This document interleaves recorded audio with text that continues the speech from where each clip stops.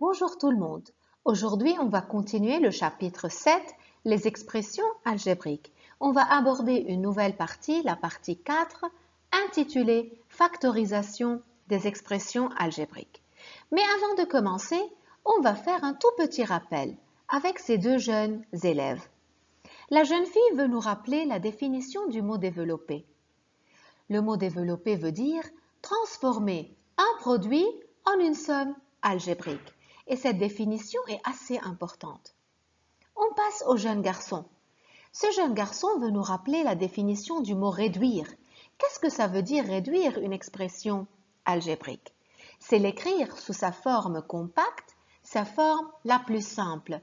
Et cela en suivant quelques étapes. On commence par chercher les termes semblables, on les regroupe l'un à la suite de l'autre et enfin on calcule la somme algébrique des coefficients des termes semblables. Maintenant, on est prêt à aborder la partie 4, la factorisation des expressions algébriques. Mais s'il vous plaît, gardez en tête la définition du mot développer et la définition du mot réduire. Dans la partie 4 de ce chapitre, on va factoriser des expressions algébriques qui ont tout d'abord un facteur commun apparent. Ensuite, on va factoriser des expressions algébriques qui ont un facteur commun inapparent. Et enfin, on va reconnaître une utilité de la factorisation qui est le calcul mental. Mais dans cette vidéo, on va juste factoriser des expressions algébriques ayant un facteur commun apparent. Et dans des vidéos suivantes, on va continuer la suite de cette partie 4. Factoriser des expressions algébriques. Et voilà, nous sommes en train maintenant d'introduire un nouveau mot qui est factoriser. Nous, on a l'habitude de réduire des expressions algébriques ou de développer des expressions algébriques. Mais qu'en est-il de ce nouveau mot-là, factoriser? Quelle est la différence entre factoriser et développer? On va voir ça ensemble. Commençons tout d'abord par définir ce nouveau mot. Factoriser, c'est transformer une somme algébrique en un produit. Mais nous, on sait déjà la définition de développer. C'est transformer un produit en une somme algébrique. Et on a déjà vu la propriété suivante. K facteur A plus B, on a transformé le produit en une somme algébrique pour obtenir KA plus KB. On avait distribué le K sur les termes de la somme A plus B. Mais puisque factoriser, c'est transformer une somme algébrique en un produit, on peut conclure que factoriser, c'est le chemin inverse de développer. Mais qu'est-ce que ça veut dire chemin inverse? Pour mieux comprendre cette description-là, je vais passer à la première section de cette partie 4. Factoriser des expressions algébriques où le facteur commun est apparent. S'il vous plaît, gardez en tête la définition du mot factoriser. C'est transformer une somme algébrique en un produit. Et maintenant, on va découvrir ensemble c'est quoi un facteur commun apparent. Mais tout d'abord, on va commencer par cette propriété-là. Si on a une expression algébrique de la forme KA plus KB, comment on peut la factoriser? Comment on peut transformer cette somme algébrique en un produit? La propriété m'indique le résultat. Pour factoriser KA plus KB, c'est égal à K facteur A plus B. Et on a transformé la somme algébrique KA plus KB en un produit qui est K facteur de A plus B. Et si on compare cette propriété-là de la factorisation à la propriété du développement, on comprend que l'une est le chemin inverse de l'autre. Maintenant, à votre avis, pourquoi la lettre K est marquée en rouge? Quelle est son importance? K est nommé facteur commun apparent au terme de la somme algébrique. K est un facteur commun. Pourquoi c'est un facteur commun? Parce que je trouve le K dans les deux termes de la somme algébrique. je trouve le K dans le cas A et je trouve le K dans le cas B. C'est pour cela que je dis que K est un facteur commun au terme de la somme algébrique. Et pourquoi on dit que K est un facteur commun apparent? Qu'est-ce que ça veut dire le mot apparent? Je dis que K est un facteur commun apparent puisque je peux le voir directement. Je n'ai pas à le chercher. Il est là, il est visible. Je peux directement le trouver. J'ai KA et ensuite j'ai KB. Donc, je répète, K est un facteur commun apparent. Je vais ajouter que le K peut prendre différentes formes. Il peut être soit un nombre, soit une lettre, une variable, ou bien une expression, un binôme, un trinôme, etc. On va voir plusieurs exemples ensemble pour bien comprendre la différence quand K est un nombre ou quand K est une lettre et quand K est une expression. Considérons tout d'abord l'exemple 1. Factoriser l'expression A égale 6x plus 6y. Alors, comment on va transformer cette somme algébrique en un produit? Je vais vous le montrer étape par étape. L'étape 1, on cherche un facteur commun au terme de l'expression algébrique. Alors, si on regarde l'expression A, est-ce qu'on peut trouver facilement un facteur commun aux deux termes de la somme? Le facteur est apparent? Bien sûr, le voilà. Le facteur commun, c'est le 6. Je trouve le 6 dans 6x et je trouve le 6 dans 6y. Et dans ce cas-là, le facteur commun apparent est un nombre. Comment je vais continuer maintenant la factorisation? Je passe à l'étape 2. On écrit le facteur commun au début et on ouvre une parenthèse. Donc, je vais prendre ce facteur commun, je vais l'écrire au début et je vais tout de suite ouvrir une parenthèse. Je passe à l'étape 3. On écrit à l'intérieur des parenthèses les termes restants. Alors, qui sont les termes restants? Ce sont le x plus y. Et voilà, je mets entre parenthèses x plus y, tous les termes restants. Et comme ça, j'ai factorisé l'expression A. Je regarde maintenant à l'intérieur des parenthèses. Est-ce que je peux encore réduire l'expression obtenue? Est-ce que j'ai dans les parenthèses des termes semblables? Non, donc la factorisation est terminée. J'ai pu factoriser l'expression A pour qu'elle devienne 6 facteurs x plus y. On passe maintenant à l'exemple 2. On doit factoriser l'expression B égale 2a plus 3a. On va suivre les étapes 1 jusqu'à 4. Tout d'abord, on cherche le facteur commun au terme de l'expression. Et ici, le facteur commun, il est apparent, je peux le voir facilement. Bien sûr, c'est le A. Et dans ce cas-là, le facteur commun est une lettre, c'est une variable. Alors, je passe à l'étape 2. On écrit le facteur commun au début et on ouvre une parenthèse. Donc, je prends le A, je le place au début et j'ouvre directement des parenthèses. Mais qu'est-ce que je dois écrire à l'intérieur des parenthèses? C'est l'étape 3. On écrit les termes restants. Qui sont les termes restants? Ce sont 2 plus 3. Et voilà, j'ai maintenant un facteur de 2 plus 3. Mais est-ce que je peux encore réduire l'expression obtenue? Est-ce que je peux calculer l'intérieur des parenthèses? Oui, je peux trouver que B égale 5 fois A, qui est 5A. Et voilà, j'ai transformé la somme algébrique en un produit. Donc, j'ai factorisé l'expression B.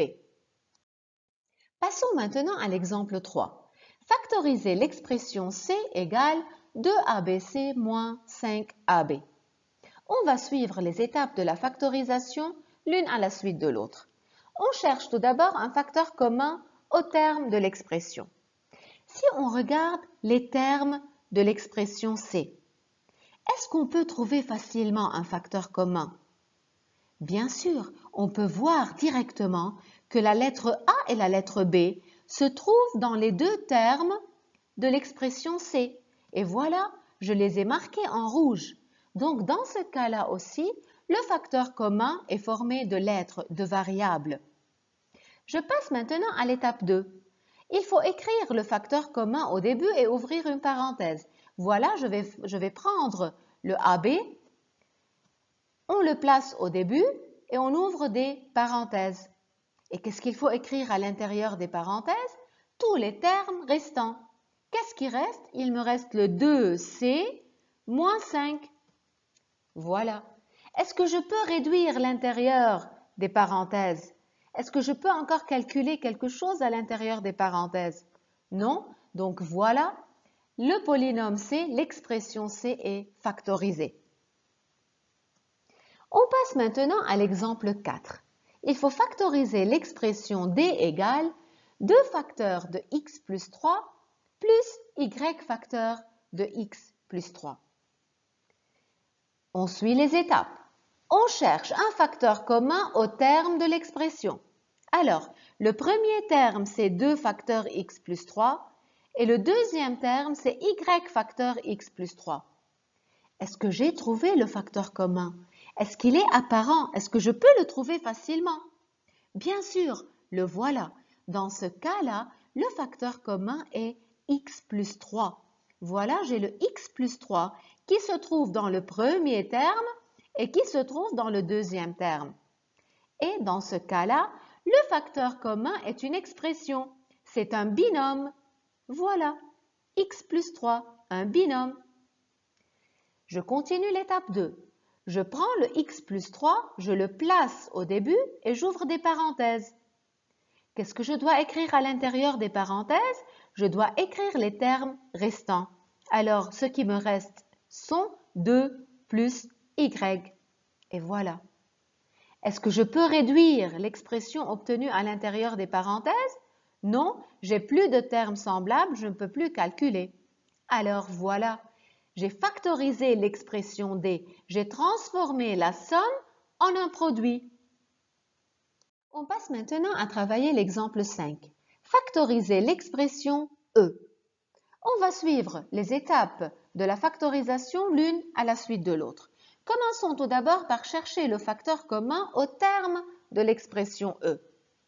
En regardant cette expression, est-ce que c'est facile de trouver le facteur commun au terme? Est-ce qu'il est apparent? Est-ce que je le trouve facilement? Bien sûr, le voilà. Je l'ai marqué en rouge et je peux voir que le x-7 se trouve à la fois dans le premier terme de l'expression E et dans le deuxième terme de l'expression E. Je passe maintenant à l'étape 2. Il faut écrire le facteur commun au début et ouvrir des crochets. Alors, je vais prendre le x-7, je vais l'écrire au début et je vais ouvrir des crochets. S'il vous plaît, à ne pas confondre maintenant. J'ai ouvert des crochets puisque à l'intérieur de ces crochets, je vais utiliser les parenthèses. Je passe à l'étape 3. On écrit à l'intérieur des crochets tous les termes restants. Et voilà, ici il me reste le x plus 1 moins x moins 2. Voilà, j'ai mis tous les termes restants dans les crochets. Je passe à l'étape 4. Il faut réduire, si possible, l'expression obtenue à l'intérieur des crochets. Est-ce que je peux encore réduire cette expression-là?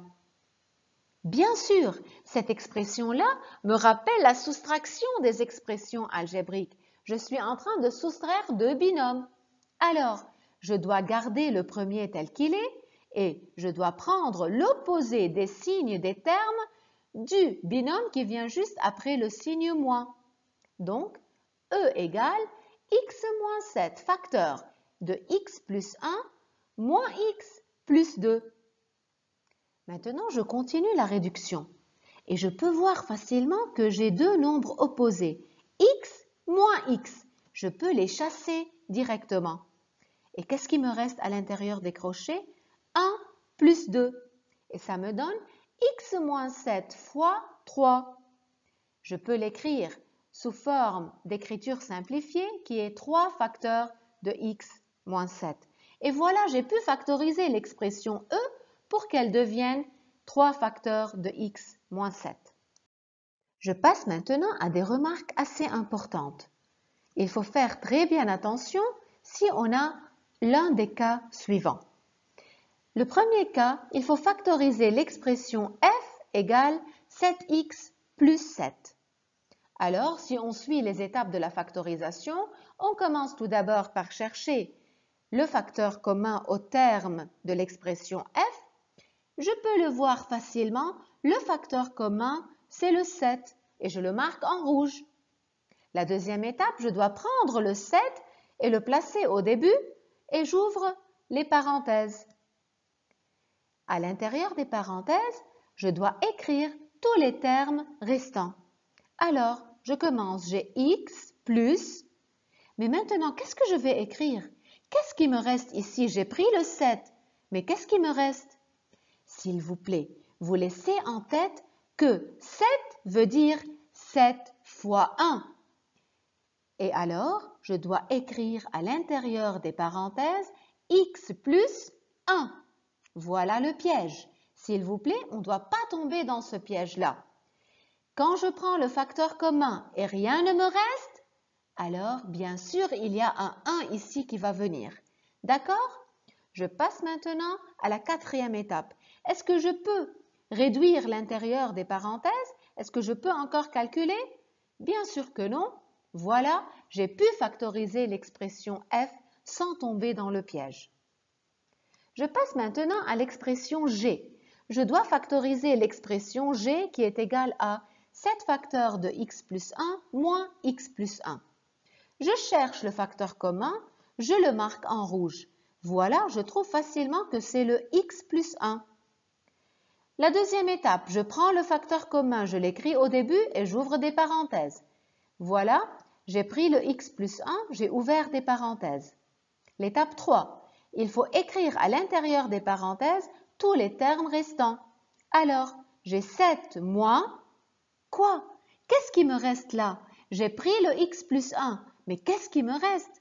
Est-ce qu'il me reste rien? Si, il me reste le 1. X plus 1 veut dire x plus 1 fois 1. Donc, quand je prends le x plus 1 pour le mettre au début, il me reste 7 moins 1. S'il vous plaît, ça c'est un piège. Il ne faut pas oublier ça. On laisse ça dans nos têtes. Maintenant, je passe à l'étape 4. Est-ce que je peux réduire l'intérieur des parenthèses? Bien sûr, 7 moins 1, c'est 6. Donc, j'obtiens x plus 1 fois 6. Je peux l'écrire sous sa forme simplifiée, 6 facteurs de x plus 1. Ces remarques-là sont assez importantes. S'il vous plaît, il ne faut pas les oublier. Avec les remarques importantes, je termine l'explication de la première section de cette partie-là. Maintenant, c'est le temps de travailler un feedback ensemble pour voir si les notions expliquées sont bien acquises. Il faut factoriser les expressions h, i et j. Il faut suivre alors les étapes de la factorisation l'une à la suite de l'autre. S'il vous plaît, vous prenez un peu de temps pour faire la factorisation tout seul et ensuite vous affichez les résultats. Pour factoriser l'expression h, je commence par chercher le facteur commun aux 3 termes de cette expression-là. Alors, je marque en rouge x, y. Ce sont les deux variables qui se trouvent en même temps dans les 3 termes. Donc, le facteur commun est dans ce cas-là formé de variables. Je prends maintenant le facteur commun, je le place au début et j'ouvre des parenthèses. À l'intérieur des parenthèses, je dois écrire tous les termes restants. Ici, il me reste le z, moins, qu'est-ce qui me reste là? J'ai pris le xy, mais qu'est-ce qui me reste? Ça me rappelle d'une remarque assez importante. Quand les variables ont un coefficient qui n'apparaît pas, je prends mon crayon mine et je l'écris moi-même. Le coefficient dans ce cas-là, c'est le 1. Donc, jusqu'à maintenant, j'ai z moins 1 plus 3t. Et voilà. J'ai écrit à l'intérieur des parenthèses tous les termes restants. Est-ce que je peux réduire l'intérieur des parenthèses? Est-ce que j'ai des termes semblables? Non, donc j'arrête et voilà, j'ai factorisé l'expression H. Je passe maintenant à l'expression I. Je commence l'étape 1. Je cherche le facteur commun.